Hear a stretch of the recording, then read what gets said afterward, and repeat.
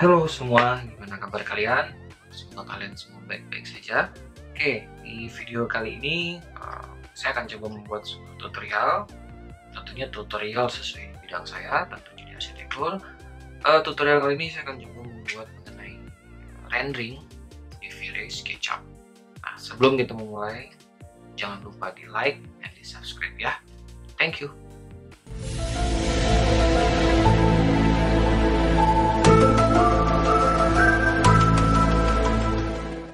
Oke guys, jadi ada 4 komponen yang biasanya saya lakukan ketika akan melakukan rendering V-Ray SketchUp. Nah, tanpa basa-basi nih ya, kita langsung ke TKP. Maksudnya ke komponen utama. Komponen pertama yaitu modeling. Nah, di sini modeling memiliki peran penting dalam menghasilkan rendering yang maksimal. Misalkan dalam modeling kita lihat adanya tebal tipis massa, ada maju mundur. Misalkan nih dalam modeling kalian kita lihat ya, ini contohnya modeling yang punya saya ya. Kita lihat adanya tebal tipis massa, perbedaan gap antara dinding dan jendela, dan juga modeling sesuai bentuk aslinya. Misalkan ada modeling menggunakan IWF ya, teman-teman harus buat sesuai dengan aslinya. Dan misalkan gap antara dinding dan jendela, dan di sini teman-teman harus membuat detailnya, bagaimana jendela itu ada gap, ada maju mundur antara dindingnya, agar hasil rendering kalian nanti akan maksimal. Komponen kedua yaitu material. Nah, saya sangat jarang menggunakan stok material yang ada di SketchUp. Yang ini ya teman-teman ya. Di satu sisi saya merasa kurang greget dengan hasilnya, sehingga saya menggunakan material tekstur yang dapat teman-teman download di internet.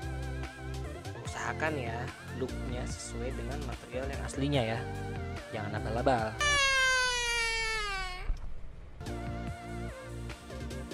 Setelah itu teman-teman bisa open V-Ray Material Setting atau V-Ray Asset Editor. Lalu teman-teman open Paint Bucket, di sini shortcutnya B ya. Lalu teman-teman klik Alt, hold ya Altnya, lalu pilih di material yang teman-teman inginkan. Nah, di sini akan muncul ya materialnya. Untuk kasus yang ini saya akan mencoba mengedit material dinding. Nah, biasanya yang saya lakukan pada material dinding, yang saya edit hanyalah BAM-nya. Nah, untuk menemukan BAM-nya teman-teman bisa klik V-Ray BRDF-nya, lalu scroll ke bawah, klik map-nya, klik BAM.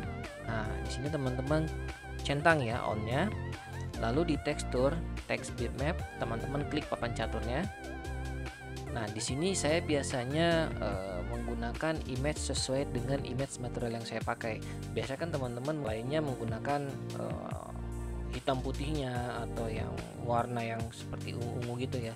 Nah, kalau saya sih jarang menggunakan itu. Saya langsung menggunakan image material sesuai dengan material yang saya pakai. Nah, di sini setelah teman-teman masukkan, lalu klik back. Nah, setelah itu teman-teman pilih multipliernya, teman-teman sesuaikan angkanya dengan kebutuhan modeling teman-teman. Di sini saya karena tidak ingin terlalu rough, terlalu kasar, jadi saya menggunakan angka 5. Nah, tentunya settingan ini akan berbeda ketika teman-teman akan mengedit material kaca. Untuk material kaca, teman-teman tidak butuh BAM tentunya. Cukup dengan menggunakan reflection. Oke, di sini saya akan memberikan contoh ya. Teman-teman klik B, lalu hold Alt-nya, pilih material kacanya. Lalu di sini kan udah saya edit ya. Jadi sebenarnya ketika teman-teman memilih material kacanya, di sini hanya akan ada V-Ray BRDF, option dan map. Nah, lalu teman-teman klik tanda tambah. Ini teman-teman tinggal memilih reflection. Nah, setelah teman-teman klik reflectionnya, tampilannya akan seperti ini. Saya biasanya mengganti angka multipliernya menjadi 2. Lalu setelah itu teman-teman klik V-Ray BRTF, lalu scroll ke bawah ke opacity. Nah, di opacity-nya teman-teman bisa mengganti angkanya sesuai dengan yang teman-teman butuhkan. Di sini saya menggunakan 0,16 agar kacanya sedikit transparan.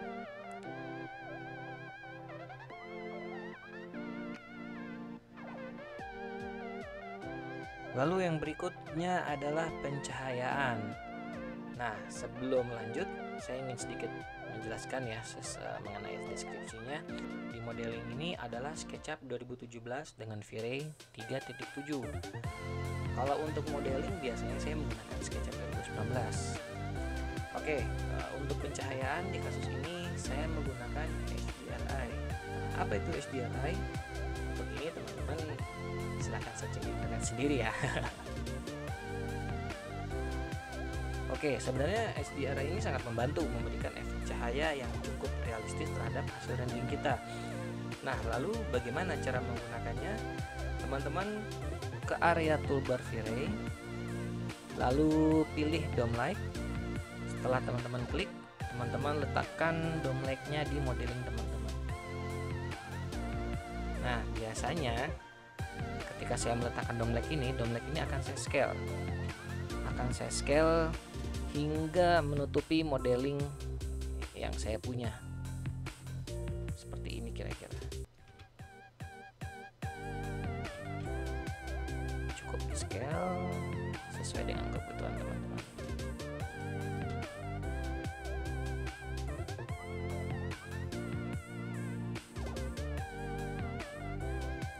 Lalu untuk settingannya teman-teman bisa ke V-Ray Asset Editor, lalu pilih icon bohlam lampu.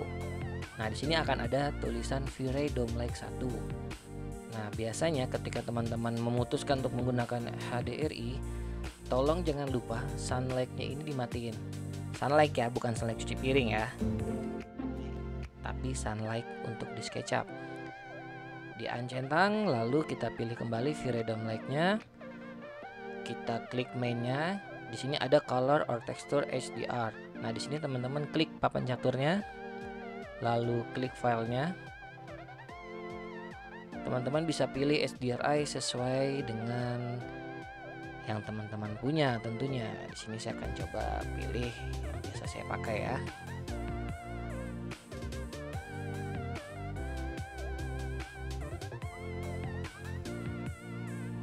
Lalu back. Kemudian di text resolution saya biasanya merubah menjadi 2000. Setelah itu klik option. Jangan lupa dicentang invisible-nya. Fungsinya invisible ini agar ketika nanti teman-teman melakukan rendering lalu ingin mengeditnya di Photoshop, nah ketika teman-teman save as PNG, ketika kita mencentang ini hasilnya nanti akan no background, without background. Jadi teman-teman bisa mengganti langitnya, bisa menambahkan apapun itu di belakang hasil rendering teman-teman nanti. Lalu berikutnya klik casting portion, lalu ubah angka dari target radius dari 100 menjadi 8000 atau sesuai kebutuhan teman-teman. Di sini saya biasanya menggunakan angka sebesar 8000. Oke, itu untuk settingan HDRI-nya. Oke, yang terakhir yang cukup penting juga sebenarnya yaitu angle, sudut pandangnya. Nah, biasanya saya selalu membuat scene ketika akan membuat beberapa image render. Nah, di modeling yang saya contohkan ini teman-teman bisa lihat ada beberapa scene yang saya buat untuk saya render nantinya. Kira-kira seperti ini. Nah, mungkin ada yang bisa diperhatikan dari scene ini adalah setiap scene selalu menggunakan 2 point perspective. Nah, jadi gini teman-teman, kalau render gak pakai 2 point perspective, yang ada ya hasilnya distorsi. Tahu nggak maksudnya? Itu bangunan kesannya kayak mau rubuh ke belakang.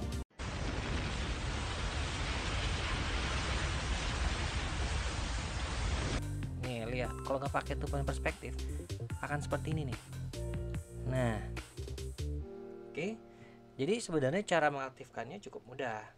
Cukup klik kamera, lalu centang untuk point perspektifnya, lalu teman-teman sesuaikan sesuai kebutuhannya. Oke, sebenarnya untuk settingan V-Ray render sebenarnya tidak terlalu banyak perubahan dan tidak terlalu sulit ya. Di sini coba akan saya jelaskan sedikit mengenai settingan yang saya pakai. Untuk membuka settingan ini tentunya teman-teman bisa pilih atau klik V-Ray Asset Editor, lalu pilih lambang gear or setting.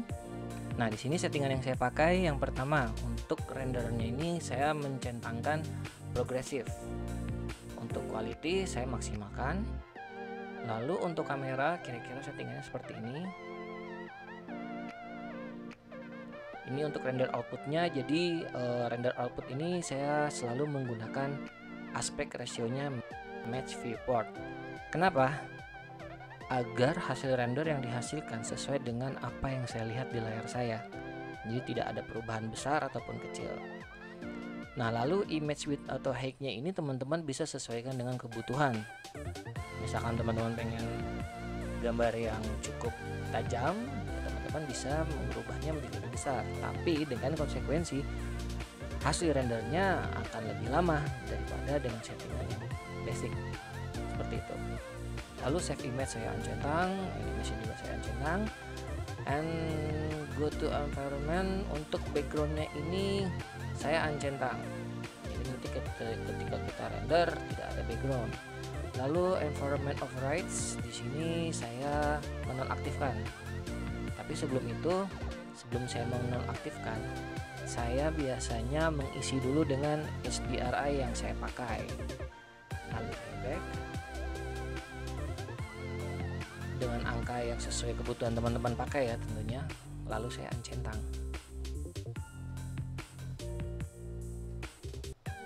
Oke, lalu material override tidak saya aktifkan. Hal ini biasa saya pakai ketika saya mau merender tapi hanya melihat hasil dari HDRI-nya. Jadi ketika kita centang ini, hasil rendernya itu tidak ada material sama sekali, polos putih. Strum gak saya aktifkan. Ray trace kira-kira seperti ini. Biasanya saya menggunakan angka 0,05, tapi dengan konsekuensi waktu yang dibutuhkan akan bertambah lama. Namun hasilnya cukup memuaskan sih, pengalaman saya tentunya. Lalu di global illumination, primary range-nya saya menggunakan irradiated map, secondary range-nya light jets. Kira-kira angkanya seperti ini teman-teman bisa lihat. Nanti bisa dicoba juga. Lalu caustic selalu saya aktifkan ya. Lalu settingan angkanya seperti ini. Di sketching tidak saya apa-apakan ya, tidak saya gunakan. Nah, yang serunya di sini adalah render elements. Biasanya saya menambahkan material ID. Kenapa? Material ID ini akan sangat membantu teman-teman ketika melakukan proses editing di Photoshop. Jadi ketika teman-teman render nantinya, nanti ini akan muncul image seperti warna yang berbeda-beda. Nah, warnanya itu mengikuti jenis material. Jadi misalkan material kayu, nanti warnanya apa, material rumput warnanya apa. Jadi ketika teman-teman ingin mengedit rumput di tempat yang berbeda-beda, tinggal gunakan material ID, pilih material rumput warnanya apa, pilih, udah bisa diedit semuanya. Oke, kira-kira settingannya seperti ini teman-teman.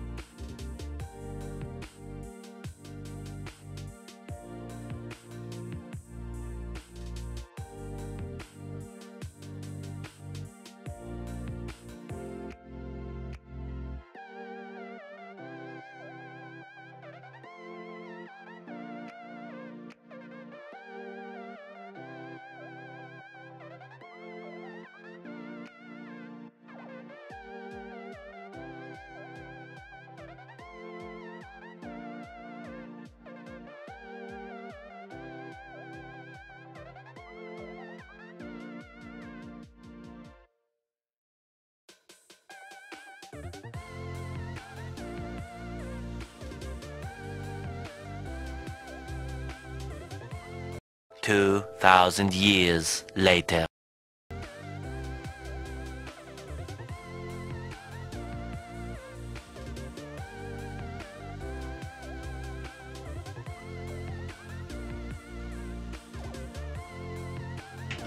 Oke, saya kira ini adalah akhir dari video tutorial yang saya buat. Semoga bermanfaat untuk teman-teman semua. Jangan lupa like and subscribe channel ini ya. Oke, thank you and see ya.